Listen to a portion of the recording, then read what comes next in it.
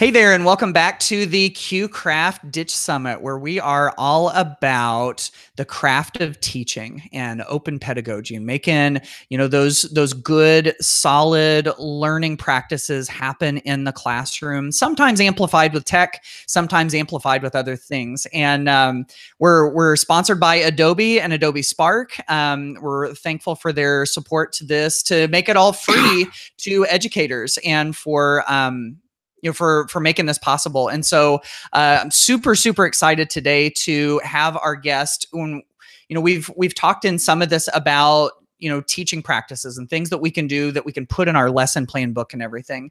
And I think that this is going to offer us a whole different dimension of ways that we can amplify learning for kids in sort of a different way. And so we've got Rebecca Hare here, who's going to talk to us about learning space design. And this is something that I don't know enough about, so I'm really excited about having this happen too. So Rebecca, again, thank you so much for being here. Can you tell everybody a little bit about yourself and what you do?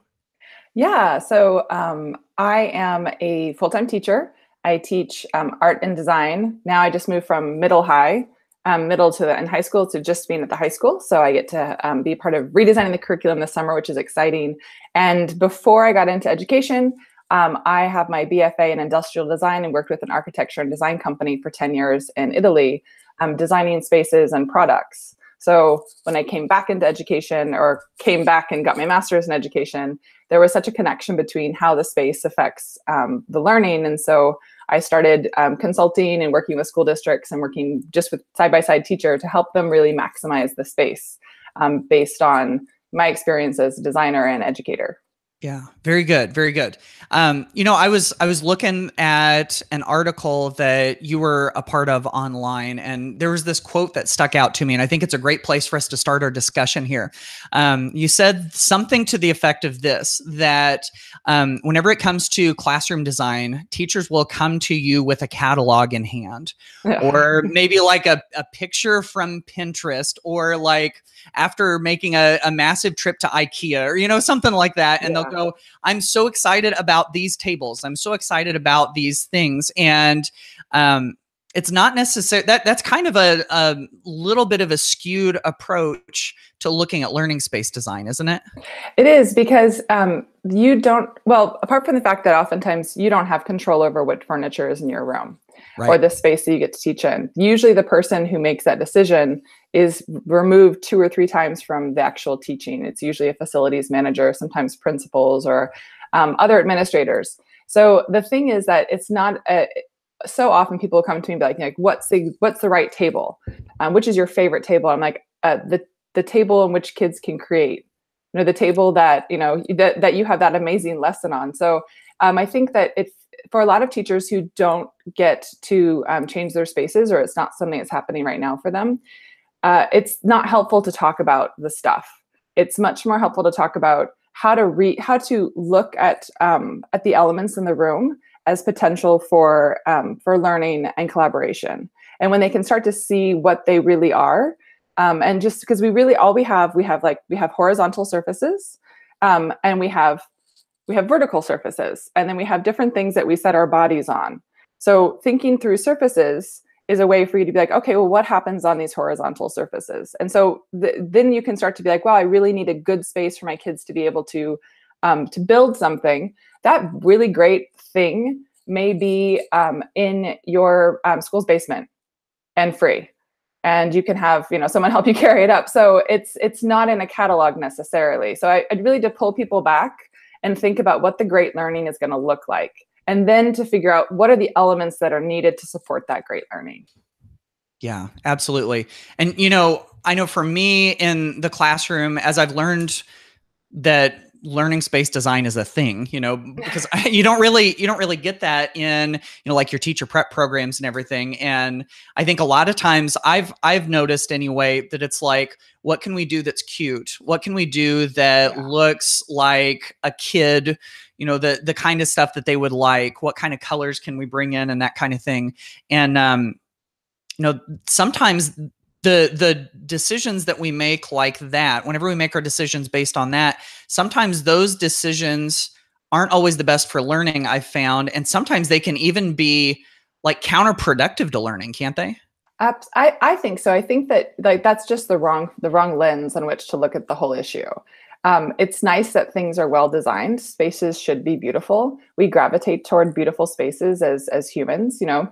But I think pulling back and it's not about decorating, but it's really about understanding how that affects a student, or how it affects them as learners. So like one of the things is the amount of money that a lot of teachers will end up spending going to a teacher supply store to buy posters and to do all those things to decorate the space. And like one of the things that I do, and you know Bob does this as well, is walk into a classroom with a teacher and say, okay, we're thinking about two ways in which we're using like the vertical spaces. So I think of the four walls of your classroom as your best visual real estate. So how are you maximizing that? Like if you think about yourself as a merchandiser, then you're going to make sure that you are drawing your attention to the right things and that you're not overwhelming your audience. So with that, we walk into the room and we look around, and this is a great first practice as you walk into spaces and say, okay, if we think that sometimes we're pushing content at kids, so that could just be, you know, like tons and tons of posters, and it could be something that's mission driven, or it could be something that's like curricular driven, and we're pushing content at kids, or we're using the space to be pulling learning through them. Are these, you know, are we using our bulletin boards as a way to track our learning and our goals, and where kids are putting their work up and they're adding questions to things and our learning is driven by it? So we just have those two concepts of push, and we have the concept of pull. And when you walk into a space with the teacher and you go, okay, just let's look at your space. We're not going to tell you the right ratio, but how much do you see as push and how much do you see as pull on your visual real estate? And it's amazing for them to go, oh, I'm doing so much more push than I'd like to be doing. Huh. And then to even think, you know, just recently I was in Canada with a teacher, and she had these tiny, like they were lovely teacher. You know, it's not that someone's good or bad. These tiny things that like were right up at the top of the room, where I guess it was like part of the writing process. There must have been 30 of them. And there's no way that someone can use that really as like a tool to drive their learning. I was like, well, is there another way that kids could access this? And she's like, wait, and she pulls out the same thing that she had put on like a ring binder. And she's like, you mean like this? And then she had this moment of going, oh, I don't need both. Right. You know? And so it's like, well, you like, if it's redundant, take it down. I've been in kindergarten classrooms with 6 alphabets. Oh my. And there's no point at which like you know little Sally is going to be like, oh, now I get the letter Q. That one didn't help me. Yeah. So it's like, but what's happening is we are overwhelming them with visual information, and it becomes like the cereal aisle where you can't tell me how many Cheerios there are because you're so visually overwhelmed. You learn your brain has to protect itself, so it stops seeing things. Mm-hmm. So really less is more, and thinking of new ways for teachers to put that information. So like, you know, we'll pull out portfolios and put those posters that the teachers love in there. Be like, okay, when a student needs that, help them develop the process. We're like, oh, what is that information on verb usage? And I can go in here and pull it out and like put it next to my space and maybe use it and then go put it away again. So it's not always out. So that's one of those first things that teachers can kind of pull away from the Pinterest thing and really pull into, how am I using my visual real estate well? Yeah. Yeah. Oh, I love that. Can I just repeat something that you said there about how you said we're overwhelming them with visual information, and if it's redundant, take it down. I think, I mean, like, I want to embroider that in a pillow, you know, and like keep that someplace where I can see it. I totally. We really want to we really want to get to the place where the students are the protagonists, right, of their learning. They're driving it. And it's one of those things that we think by giving them more and more and more of these kinds of supports, we're helping, but I'd really question like if that's really true or not. And if there's another way for them to have an action to consciously bring those things to themselves. So like even like in primary grades, we have all the word, like they have words and the kids take them down. Like, could those be in buckets so that space can be used for something else? You know, I've done in classes before that the kids are broken up into groups and they each have a space on the wall. So they're doing deeper learning. They're putting their work up, they're backing off, and they're having conversations. That's what we want our kids to be doing. So like, you have this amazing vertical space in your room. How can you use it better? And that is free. There's no table involved. There's no, and usually there's no admin support or maintenance support. And that's something that you develop with your kids and you develop over time. And I've challenged a first grade teacher who was teaching for 35 years. I was like, let's not put all the snowmen up on the bulletin board, leave those up for 2 months. That's past learning. How can we think about our walls as being things of current learning? Yes. And so we'll do something like put your essential question up and let's do a check for understanding and prior knowledge. And then, then what are the ways in which we can find this information? And then put pictures of our kids doing the research and their findings and their thinkings. And so at any moment when you're talking about it, you can go back to that wall and you have a learning journey. And that's an artifact of learning. It doesn't have to be something that goes through a copy machine to be an artifact. Oh my goodness. Okay, let's preach that one from the mountaintops, Doesn't have to go through a copy machine to be an artifact. I love that. I'm gonna write that down real quick. we need to get an embroiderer and just make that's right. It's like a live sketch note, or I need to have a live embroiderer sitting right next to me so that we can we'll have so many pillows by the time this is done. Oh, it'll be so great. I love that. Okay. So there, I think I've got it written down. So that's really the first thing with the space thing is the walls, right? And so we push into the walls, we think about that. And that's a great mindset just to have teachers moving through that.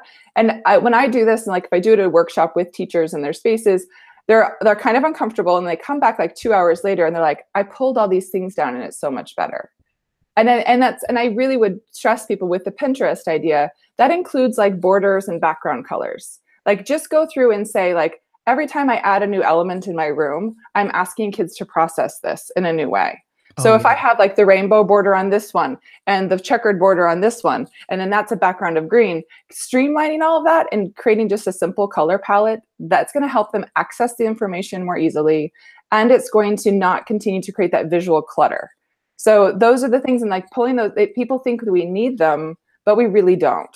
Mm-hmm. And again, that's all money that teachers are spending, sometimes out of their own personal budgets, but to know that there's a better way to use those funds. Yeah, definitely. Okay. So you would suggest that they start with the walls, that the vertical space, this is some of your best real estate for, communicating content. And I loved the past learning, current learning thing that you just mentioned. So if walls are kind of like the beginning part, where would you go next, or what's another element that we can talk about? Well, the other element I would really think about is, there's really two more. So I think about those as surfaces, and then surfaces on which kids can create. So that's a vertical surface. Yeah. And sometimes you could pull that in with a whiteboard that's on wheels. That's another vertical surface you could add to your space if you needed to. And then thinking about our horizontal surfaces. So we have surfaces that are really good for physical creation, maker creation.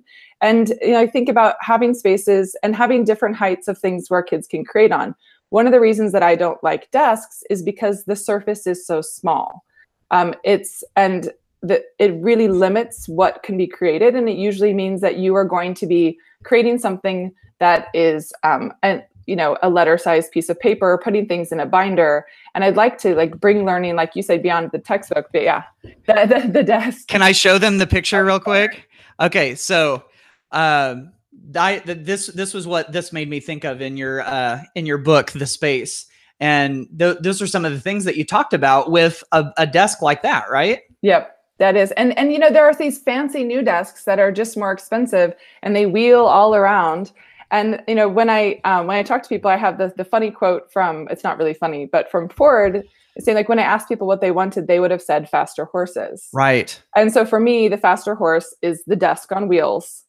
Right. It doesn't change the way kids work. And when I talk to teachers, a fun thing to think about with this is so our horizontal surfaces are spaces where we work, where we create, right? There are opportunities for us to write, to work digitally, and to work with physical things. But would you, as a teacher, reflect on where do you work best at home? Did you buy one of those wheelie desks or a traditional desk? Do you go and sit in your office behind a student desk and get your work done? Most teachers, when I talk to them, they're like, I like to sit and, do you know the couch panini?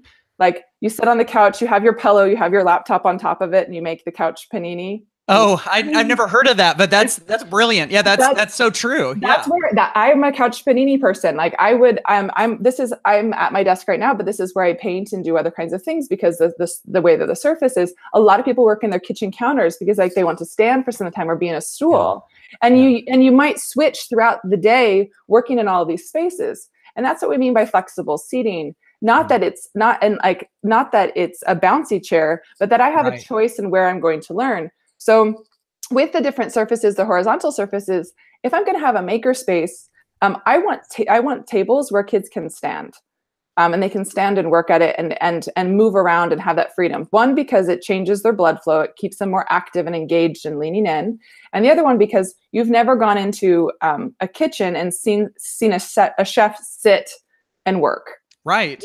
You stand don't go into a woodworking studio and see a builder, a carpenter sitting. So when we're building, our bodies they need to be more active and agile in that. So thinking about like, okay, well, can I pop up a table to have a standing height space? Can I then take another surface and maybe have like a traditional, like at a traditional height? Can I? And then this is what a lot of people do. Take their old tables if they have them, and you take out the bottom parts of the legs, and then they make it like coffee table height and throw a rug or some pillows. And all of a sudden because that leads us. So these are all different. And I like big spaces. And my new thing is I like rectangles. I've worked with a lot of different schools lately who have gotten all sorts of curvy furniture. Yeah. And if we have kids still working on rectangles and papers, what happens is with all the curves, it becomes hard for them to work around it. The things don't fit. So I'm finding as the more I go, people have a hard time with that.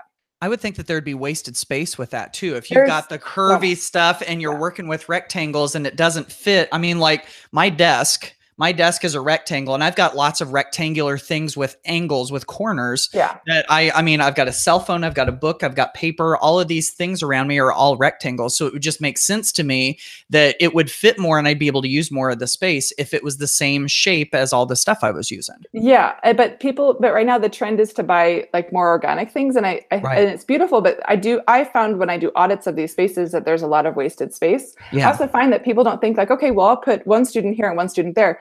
The way that the curve happens, I've got one student elbowing another student the whole time. Oh, yeah. So they're just things that they throw in because it looks pretty in a design, and they're beautiful. It's beautiful, but is it really helping our learners? And so so do I really see it that way? But so thinking about like having these spaces to be creating on, and then of course, hopefully having like really amazing learning experiences for them on all these surfaces. So we have then we think about posture as the next thing. So thinking about giving kids like 3 different heights potentially of surfaces. And again, this is free. So can you pop up one of your tables that you have? Can you lower one, and can you leave one a normal height? And then can you also maybe get some smaller surfaces, like little laptop desks and things that kids can go like, shimmy up against a wall and kind of create a little cave for themselves and work there when they need to work independently and work quietly. And so then I think about postures. So the posture thing came for me from the book. It's Make Space. It's the best book. I love it. It's and it's mentioned in our book as well. But what teachers don't often think about is how posture affects learning and affects behavior. So thinking about, am I giving kids opportunities to stand? Am I engaged? Are they engaged in active posture, which is like standing, maybe sitting on a stool, leaning in? Your whole person, your body language is different. So if I'm supposed to collaborate with you and I'm leaning back in my chair like this, oh yeah, my body language is telling you that I'm not interested. Right. So which may not be the case. It may not. But if I force kids instead to stand and collaborate like on a whiteboard surface, all of a sudden I've now changed all their postures to be much more open. So I'm not going to give a kid a maker project and then put them in a beanbag to build their bridge. Yeah. No, that makes perfect sense. I'm even thinking about like my desk that I'm at right now. I've got a standing desk with a crank, and so whenever I'm working at this desk in my office, I'll have that desk up. In which case I'm standing. which I know burns that's the reason I did it at first, Yeah. is because it burns calories, but it also I've found keeps me focused on task a little bit better. I've also heard people say before, I hope this isn't too much of a cliche at this point, that sitting is the new smoking. Yeah. And we sit so much, and it also has such a negative effect on our cognitive abilities too. You know, we start to get kind of like sluggish and muddy after a while when we sit. And so if we can get up and move, it gives us a mental break, but it doesn't mean that we have to take a break, that we can work standing. And so I'll stand with my desk up, and then at some point after I've been there for a little while, I'll lower it down. I'll crank it down, and I'll sit down for a little while. It'll rest my legs. It'll rest my feet. I've got plantar fasciitis, so my feet hurt whenever I stand on them for too much. Yeah. But then, you know, I sit down and I kind of like, it's like I kind of feel like relieved, and you know, then I'm settled in to go do another, and it's almost like another period of work, you know, like now I'm in the sitting phase, and it's like kind of a mental break to go on to something else. Does that all kind of make sense? It does. And it's completely irrational for us to think that a kid can really sit for 8 hours. Right. In that same, in the same position. We would never do that in our homes. Yeah. And if you wouldn't bring in a student desk to work in because that's productive for you, then it's probably not productive for them either. Mm-hmm. So giving them choice on, and allowing them to start to really connect, because what we've been doing for a long time is training kids to be compliant. And so, you know, they need to sit there, they need to look forward, and we're not actually capturing them. They just learn how to control their bodies enough to not get in trouble. But what we really want to do is to empower them to be like, oh, I need to read this book now. I really read well, like nestled in this corner in a beanbag with a blanket on my lap. Like that's where I can really focus in. Oh, I need to, now I've learned this. I need to take some notes. I really work better when I can go on a whiteboard wall and talk to a friend and go, so these are my findings. How can I connect them? Because I'm a social learner and I enjoy that part. I'm a verbal processor. And when we start to, we want them to learn how they learn, and then to advocate for themselves when they're doing that. And so that if they have no choices, then they can't make any choices and they can't learn how to make them. Yeah. So we do have to provide them with choices. And like that was when I was teaching first grade a few years ago, and 2 boys were like playing around and not doing the work. And I said, okay, I asked one of them, come stand over here. I need you to stay focused. So I'm going to ask you to work over here for a moment and stay focused. And then when you feel like it's time, go back to where you are. And so he was over there working, went back, and I'm working with somebody else. Look up, he's back over there again. And I was like, well, Harrison, why did you move? And he goes, oh, because I work better over here. Like, and he's like, he's like, looking at the wall and not being distracted by my friends helps me concentrate. Yeah. And I'm like, this kid's 7. Yeah. Like, I know adults who don't know that about themselves. Right. And that's about about awareness too, isn't it? And absolutely. I think so often with kids, whenever all they do is they sit in the desks that are in rows and columns, sometimes we don't think about that. And like you said, with adults, so often we don't know that kind of thing. But if we can help kids to be aware of that and to try different things, right? Absolutely. And to start to realize like how our posture affects that, how the size of the surface is, you know, and so there's one thing that I made a note for myself. I want us to link in. There's a great article about students' vestibular development and how, because, you know, our kids have so much less playtime, that we have like underdeveloped vestibulars. And that's why we suddenly have a lot more OT work happening in our grades. And I noticed this because my son was getting occupational therapy for the same issue. And he's somebody that, you know, like I know gets to go and play, but sitting all day in a classroom, it's stunting their vestibular development in the way in which, you know, like, and that then affects their cognition. It affects their ability to learn. So being aware of that is not just because it's fun and choice and learning. It's also like, this is human development. Mm-hmm. And so not having them sit for so long, but, you know, like being on the floor, like laying, like a rug on the floor for so many kids is a great place for them to work. And and it doesn't have to be expensive, but they do have to have choices. So I try to always ask teachers, are you providing 3 choices for kids to work? And so with that, it means that you're probably going to have about between 20 and 30% more seating options in your room than number of kids. A choice is not equitable. If I'm going to bring in a beanbag and a this, and I've got 25 kids. In right. Yeah. Yeah. that, like, then you might as well not even do it. But what you can do is pop up a table and put notes and say, this is a standing area. All of a sudden 6 kids can probably get around it. You know, then say, here's some pillows, go against the floor. If you have nothing like that, but it needs to be equitable as well. Otherwise, you're creating a tension in the room that is, you know, is more destructive than helpful. Right, right. Absolutely. Oh my goodness, this is such good stuff. Can you so we'll have a link to that article you were talking about. I'm gonna be the one who claims ignorance on this. Can you tell me what vestibular development is, just real quick, so I know what that link is about? It's like our vestibular it's part of like our inner ear and what helps us understand balance and our place in the world. Oh, and okay. It's connected to like it's our whole like it's a whole system within our bodies. And what happens is the kids traditionally would develop this because of like rolling down hills and playing and hanging upside down. And so a lot of the sensory processing issues we have are connected to underdeveloped vestibulars. Okay. And so when we have the kids who like the fidgets and things is because it's connected to our vestibular system. And I'm not an expert on it by any means, but sure. when, like, you know, once my son was in kindergarten and they're like, well, we think he needs this. And he was evaluated by somebody and started getting therapy for this. It was amazing to me to be like, okay, he has a sensory issue because of this thing. And then I started digging into it and learned it. And then I was teaching 4th grade at the time, and would look around at my 4th graders and be like, oh my gosh, yes. Like, like, you know, undiagnosed. And so like, this is happening to all of them. Yeah. And this is why it's also the same thing why people as in aging populations, they start to fall more and they feel dizzy. And it's because, you know, that like there's not enough of that movement. So it like definitely having kids take breaks, play, roll around, hang, like we think that's not distracting to them. That is essential to their human development. Yes. Oh, totally. Yeah. Okay. And I'm right on board with that. Totally agree. Okay. So looking back over some of the things we've talked about, you know, we've talked about our vertical surfaces and what we can do with those, the prime real estate, so to speak. We've got our horizontal surfaces, which are our working areas.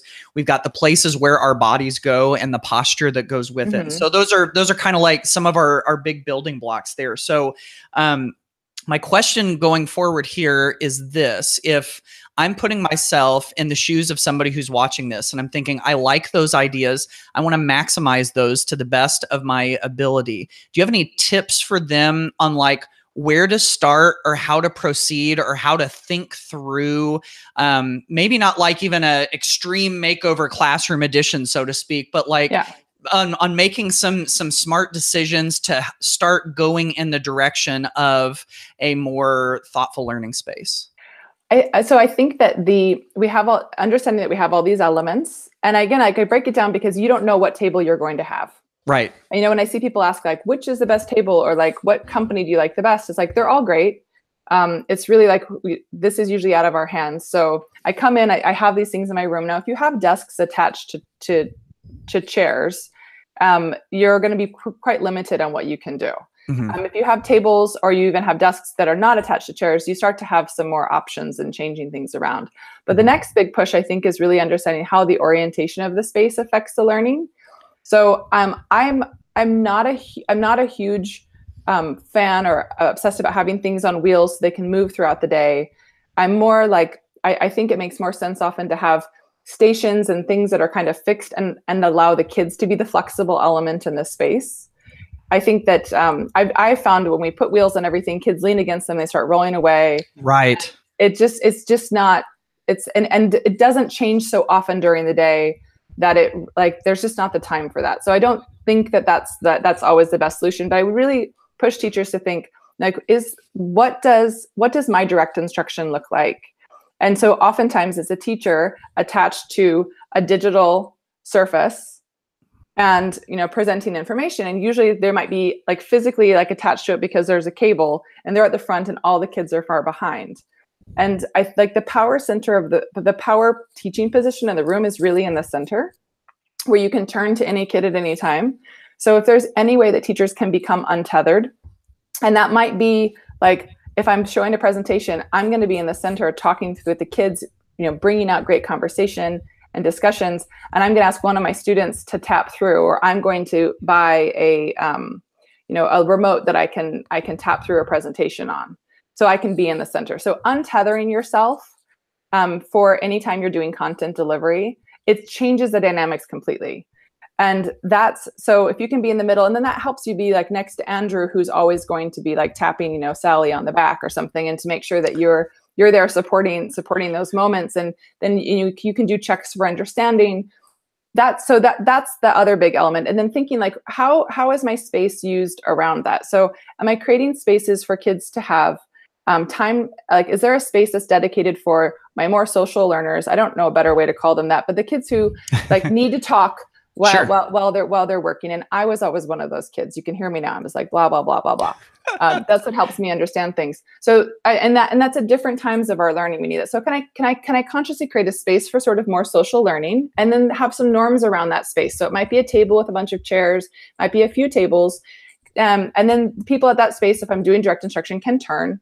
Can I also create, and I need to find a link for this book too, but like the idea of like a cave, can I find some spaces where kids can kind of nestle in and just get rid of the environment around them, maybe even like a cubby, and then they can do that kind of cave work where they're just doing a deep thinking, like more of a reflective process. Maybe that's a creation space for them. But am I providing these things for the kids' own social needs?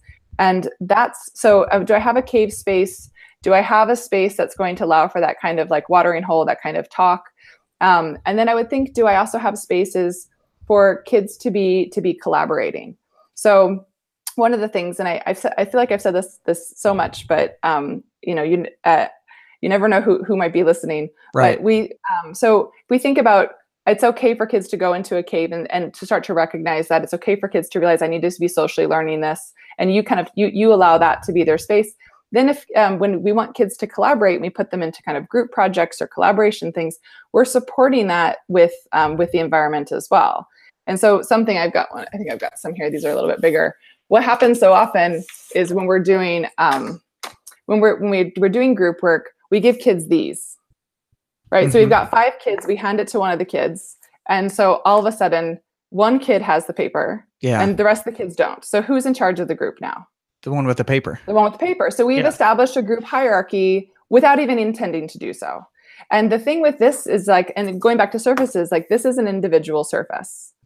This is one person can really write on it at a time. If we want our kids to be collaborating, we have to have surfaces on which they can all access it and all share their thinking. Yeah. And so sometimes that could be a Google Doc, right? That could be something, but what is the barrier toward everyone including their thinking and their ideas? And if you're creating too many barriers for that, you're going to eliminate some of your learners from participating, right? Just by default. So really thinking that have I created spaces and start to train them. So when I do group work with kids and it's a brainstorming session or something, I'll write the question on the wall, and then every kid knows to get a different color marker, a different color expo marker. I don't have my expo markers, I have these. And so then all of a sudden I can have like, if Andrew is green, I from across the room can see how much Andrew is collaborating. I can see, and I can do a check for understanding. I can understand the group dynamics better. I can also take a picture of that and use that maybe as a formative assessment or an artifact of learning. So that, and Andrew's there, and everyone has ability to add their thinking onto it. Mm-hmm.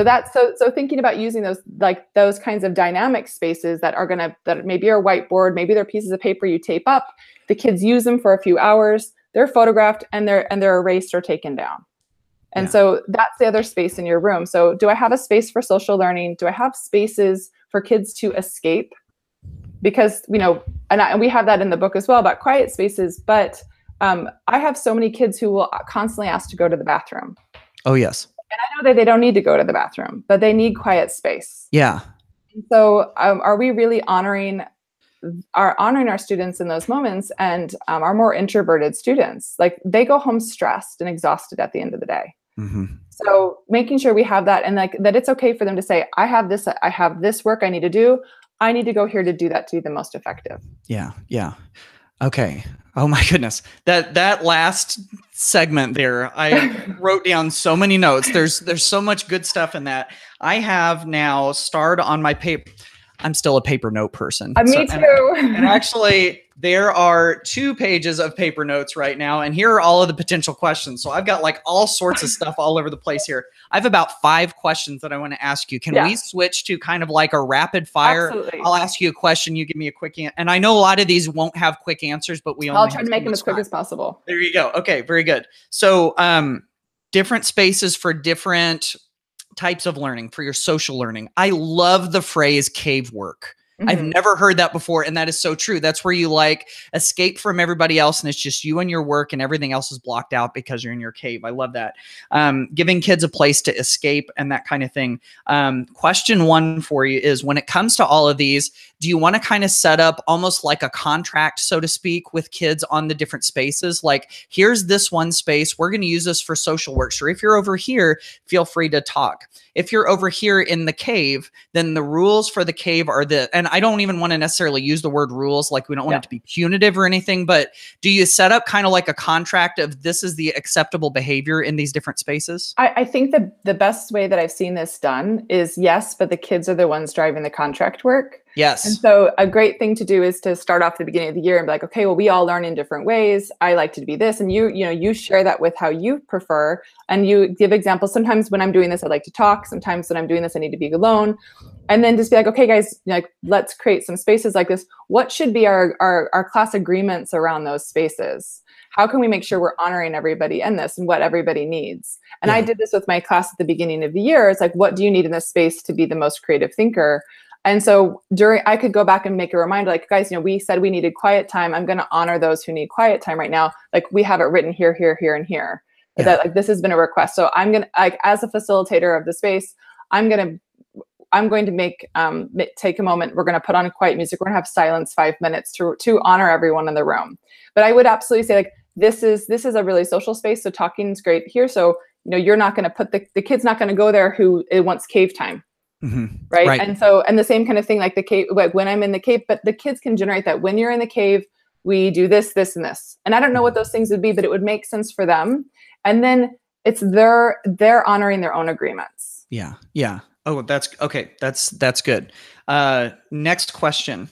We're talking about all these different spaces for kids to learn in different ways. And so if we have it broken up that way, and you even said you're probably going to need more types of spacing, more types of seating, more spaces than you have kids. Yeah. So speak to the teacher who says, my classroom is small. We don't have a lot of room to do all this stuff. So I can't do a lot of this design stuff and, the flexible seating and the options and everything. I can't do it because I have so much space. Speak to that teacher. Yeah, I've worked with a lot of teachers like that in some tiny, tiny classrooms, and I've taught in them as well. It's always going to be a hindrance and a limitation. And I think the thing is to see opportunities where you didn't see them before. So one of those things is sometimes we have windows with windowsills on them. Can you get a shelf or have somebody, brings like a table in that rests on that, or even like I've kids working on like old heating elements, can that be a standing height space? Like, so all of a sudden I've added no floor space to I've taken away nothing, but I've added something. And this is where, the idea of like, do you have a bunch of boxes that you don't need, limiting somebody accessing that space? Can you get rid of things, to access that space? So I would think about like, look into your windows, look into other nooks and crannies, even get a basket with some pillows in it. And then the kids will find the spaces. I have seen kids nestle up in the funkiest little spaces. You don't have to designate them, but you can give them the opportunity to find them. And it might be underneath the desk. If they're working and learning, then that's awesome. So the other thing is, depending on the age of your kids, your 4 walls are not the only place that kids can learn in. Can you access to the hallway? Can you send them in other places? Can you look in other places in the building and say, because this is the funny thing, there are a lot of underutilized spaces in schools, but the teachers tend to, because they feel like they have got control over those 4 walls, they tend to stay in their classroom. Yeah. Could one of your alternative learning spaces be outside? Could one of your other spaces be the hallway that maybe some kids filter into, and you put a couple little tables out there that you get from the basement? And those things happen already organically. Could, when we're doing this, maybe the library is free and we all go to the library, and all of a sudden then we have all sorts of spaces for them to go into. So I would just challenge teachers not to look at it in a limited way, but to look at everything and say, what could this be? And if they can't do it, then their kids can. And you say, Right. guys, I want to offer all these things to you. I don't know in this limited space. We're going to go on a discovery mission, and everyone's going to try to find a new space to learn in, but they're not going to be our desks. Mm-hmm. And then all of a sudden they will help you make that connection and go, oh, I never would have used it that way. I'm so excited. We did that with a group, and all of a sudden she had all of these bookshelves. The bookshelves became the place to learn on. She took all the junk she had on the top of it off, and the kids were standing there and working. So all of a sudden she added like 20% more workspace just by taking stuff off of bookshelves in her classroom. Oh, that's awesome. And the windowsill thing that you mentioned earlier, that was brilliant. I'm thinking, yeah, there's so many of those. And you even mentioned hallways too. Yeah. I heard, I think I read on an article in the Cult of Pedagogy blog.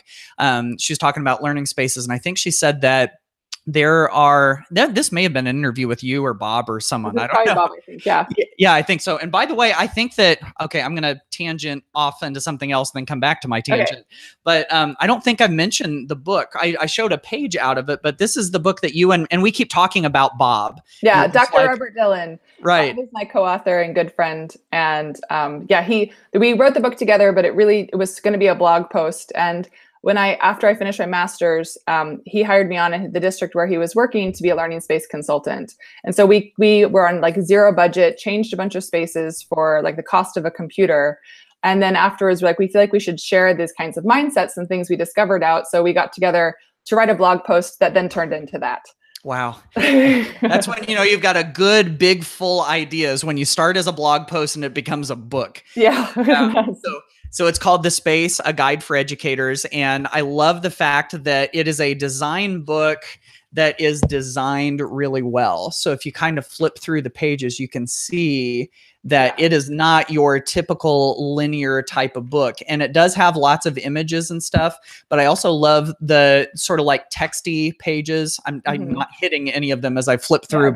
There's stories and there's ideas and hacks and just so what happened with the tangent off of that, but I was telling people forever to buy The Third Teacher and to buy the Make Space book, and teachers were buying them and not reading them. Because they're really big and like they don't have time and they already have all their other work. So it kind of came to be like, what is an essential guide to help teachers start to shift mindsets and to start to shift cultures? Yeah. And that was really where then that's a great primer then to go into The Third Teacher, then to go into Make Space and to really dig deeper. But we wanted something that someone can walk away with and pick up in an evening and get a couple of ideas and flip anywhere in the book. That was the goal of the book. Not to be really heady and overwhelming, because I have a bunch of books I'm supposed to read right now that I'm not reading because they're too intimidating. Right. I've got some like that too. I know exactly what you're talking about there. Okay, let me get to another quick question. I'm seeing that we're going to start going over on time here a little bit, but I'm okay with that because I think we've got such really great stuff. If you're watching this video and you're into learning space design, you're probably there nodding your head with me going, that's okay. You just keep going because this has been such good stuff.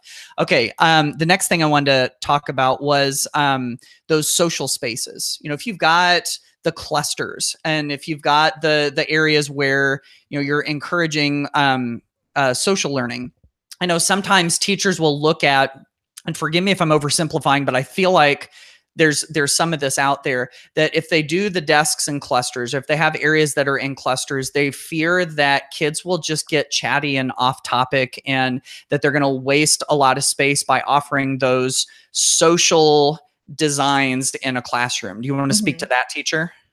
Yeah, I think that I think that that's going to be a problem no matter what you do. I've not really found that if you put kids in rows, they stop talking. Right, that's true. And that's a part. I think the thing what you can do is to start creating some protocols around conversation, and building that in consciously, because it's like anything else. If someone's wiggling in their seat, that's an indicator that they probably need to move. If someone's talking a lot, that's probably a good indicator that they need to, in order to process this information, they need to talk about it. Yeah. So instead of trying to restrict, I would try to enhance. Yeah. And so then be like, okay, well, we're going to do this. And now for those of you who want to process it this way, here are some great guiding questions. And because kids they're learning how to talk. They're learning how to have meaningful conversations. And so one of the protocols that I'm obsessed with that my friend Shelley Roy taught me about in Florida is tag. So what happens is it's called tag feedback. So it's tell me something you like, ask me a question, and give me an advice or suggestion. And so when we're talking about each other's work in mid-process, we play tag. We say what we like. We say, why did you choose this? How did you do this? And then we say, like maybe you could add this, or what if it were purple? And because that guides the conversation, because if you have kids give each other feedback that have not been trained, they're going to say, oh, like, it looks like a dog. And like one time I saw this in a this, like, and their conversation's not going to be fruitful. So really giving kids the opportunities and saying like, here's how we facilitate a conversation. So the cluster thing, I think that the other that is really like, the conversation is going to happen no matter what. I found that for myself as a teacher, if you're trying to restrict it, you kind of have to embrace it. But the other thing is that when you do the more you cluster things together, the more floor space you are actually going to show. And so having kind of bigger clusters opens up more space to do other things in that space. Mm-hmm. So having slightly bigger clusters can be more helpful with that, or getting rid of the desks and bringing in tables and then moving those around throughout the day. So I think that being really conscious of like, how can I add more visual space, more physical space in my room by not spreading everything out completely? And like, if you teach, you're tripping over legs. I've stepped on like pre-K students' hands before. Oh yeah. I know. I still have a post-traumatic stress about that. But the thing is like, you really want to be conscious that there's a good flow in the space. Yeah, absolutely. Okay. I just got caught there being inattentive because I've been trying to flip and find this page in your book, which is going to be my next question. And it has quiet. And I love how you guys frame this in the book about quiet, because it says, here's some ways to begin to quiet your learning space. Because like you said, it's busy. You talked about the introverts earlier and how they go home exhausted. That's very much me. I've got to have my cave time where I go in and I pull back and I recharge. And so finding ways to create quiet, you mentioned white space in here too. And, as somebody who, I was in journalism before I was in education, and the design, the idea of white space, of having blank space on the page as an important part of design, kind of feel like there's some parallels there with the quiet. Yeah. And you talk about how you want to be able to see quiet, hear quiet, and feel quiet. So there's like blank wall space as far as seeing quiet. Hearing quiet, is like playing a quiet song, having moments of silence, and then feeling quiet, the mental white space. And that's something that I think, we can imagine the quietness in our ears and the quietness of our eyes, of the white space. But then the mental quiet too was something I thought was interesting. That's a different part of the design of like, giving them, and I'd love to hear your take on this too, giving them some moments to reset their brain and kind of quiet down their thoughts before they move on to something else. Is that the idea there of the mental quiet? That is, and it's actually interesting because it's backed up with research. After we wrote this book, I moved to Miami and was working with an independent school in Miami, and they did a research project with the University of Miami. This is all connected. And what they found was, like, especially for middle school students, but we can imagine this goes back down to other kids, that in a 45-minute class period, it was taking them, and I need to find the article, we can connect it because I could get some of my dates wrong. So forgive me if that's off the top of my head. But they found that it took kids from transitioning from subject to subject about, I think they want to say between 18 and 25 minutes for them to be mentally prepared for new learning. Wow. But when they did 3 minutes of mindfulness, like, not prayer, not, meditation, but just like they put like a quiet song on, no one was speaking, they just had a moment to breathe. At the beginning of the class, they were able to bring that down to about 5 to 6 minutes. So if our kids' learning is deeply important to us, then having them have time for mindfulness and that mental quiet space is going to be essential for them to capture information and be ready for learning. Wow. So that's, and that study was, it worked with the school. And so all the teachers started adding mindfulness into the very beginning of their instruction. Like you'd walk into the space and the agreement was no one's going to speak. They didn't get out their work. There was just this music playing. And then at the end of that time, then the teacher would transition into new learning. So imagine that into like our younger intermediate and primary grades, how we can start to train them in that, because the mind does need that. Yeah. That's why we sleep. So that doesn't have to be a physical space in a room. That's a space we create in time. Yeah.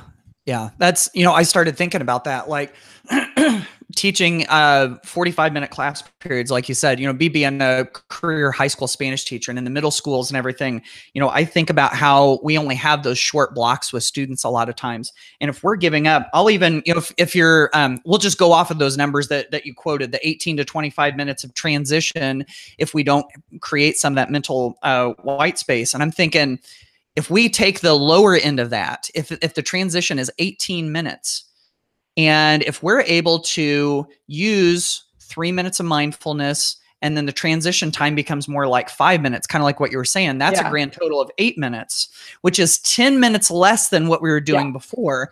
And if you'd multiply that times 180 days, 10 minutes times 100, I did a little bit of math real quick. 10 minutes times 180 days is 1,800 minutes divided by 60 minutes in an hour. That saves you 30 hours of instruction every single year. That is enormous. And it takes, and it's so weird because it takes 3 minutes. You feel like you're giving up 3 minutes by giving them 3 minutes for mindfulness, but the rewards that you reap and being able to transition mentally so much better builds in 30 minutes of quality learning and not scattered. I feel like I've got a bunch of squirrels running around in the room type of learning. Exactly. It's a squirrel thing that's interesting, because the teacher that I spoke to about it, like, so what have you noticed the effects of before and after? And that was like, well, our discipline problems, or like our, behavior issues, or the acting out, the squirrel issues are reduced. Because kids don't know why they're doing that half the time. They feel a discomfort. They might feel like, I'm not able to connect this. And then it will result in a behavior that is not facilitating the learning for themselves and others. And so when they brought that down, so it reaped benefits in every single way. And I think that it's funny because we often think like we're going to jam pack these things. And that's the other end. Like, can we create, intentional mindful spaces? And can we also realize that they can't process everything we're probably going to give them. We like pulling back and giving kids time, and giving them time to kind of struggle with their learning, and being there to help them find those supports that they need. But one of my teacher mentors, Laura Hare, and I was like hovering, I was a new teacher, like hovering over students. And she's like, the best thing you can give them is time and space. She's like, that's our best gift to them. And she's like, let them come to you if they need something, but you don't need to go around and solve everything for them. Like giving them time and space to develop those strategies to solve the problems themselves is one of the biggest gifts we can give them. And I've been really much more conscious of that since. Yeah. Who did you say said that to you? Laura Hare. She just retired this year. She's an art teacher. Okay. Yeah. Okay. Very good. I'm going to probably make a quote card out of that. I think that's so important. That's great. Oh my goodness. This has been amazing. I know, like I said, we went over a little bit, but I feel like we had such good quality information. My notes are like totally full. I don't know where the other paper went. I've got another one somewhere and it's like disappeared, but this has been awesome. So Rebecca, if folks want to get a hold of you, or learn more about what you're doing, get more information, where can they find you online? I have a website. It's RebeccaHare.com. So it's just my name. And I'm right now transitioning everything over from Weebly to that. But I don't do very well in my self-promotion stuff because I'm always like working with teachers and school districts. So my time is always spent doing that rather than like fixing at my website. So that's one. Otherwise, I'm at Twitter at RLH_designed. So that's my initials and underscore and then designed. So, or design ed. But those are two good places to find me. DM me is pretty good. And and then I'm just trying to create more things to really empower teachers. And so once teachers start off on this road, and if I can I give like one last bit of advice? Please do. Yes. I would never think. I love this. The idea that like you're really coming up with a strategy in your space to enhance learning, and it's not like I did this design and I'm done. It's not like a lesson plan. You know, lesson plans are always being revised. Thinking about always keeping your space in a kind of like a growth and beta mode will really help you make better changes and be like, okay, I don't know if this is going to work, but I'm going to try it for 2 weeks.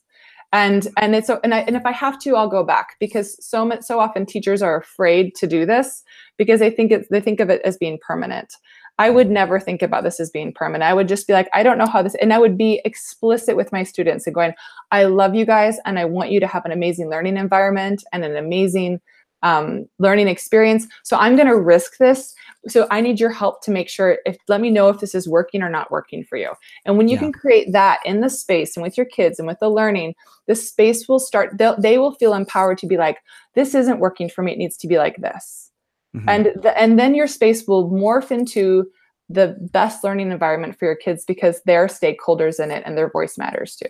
Yes. Oh my goodness. I love that. You know, that's so funny because I had in my notes, my massive notes that I never referred to, that I wanted to ask you about that. And you just touched on it, that you don't have to get it perfect right away. And we don't get it perfect right away. And so I really feel like that's sort of empowering, that if we want to do some of this learning space redesign, that we set it up in a certain way and we see how it works. And we don't have to research it and get it all exactly right.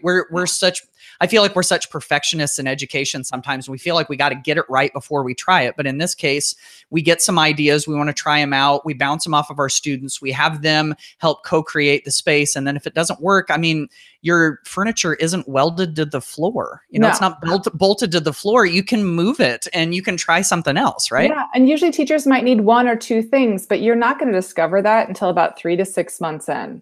And then by then you'll like your systems are in such a good place with your kids that you're like, okay, we really need this.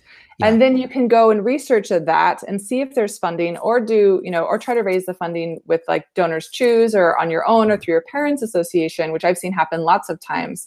So I wouldn't go in and be like, I'm starting my new year, I want to buy all this stuff, because you will buy the wrong things. Mm-hmm. Start your year and empower your kids to have a voice in this space. And then they will be like, but, Ms. Hare, it would be so great if we had this, because when we could do that.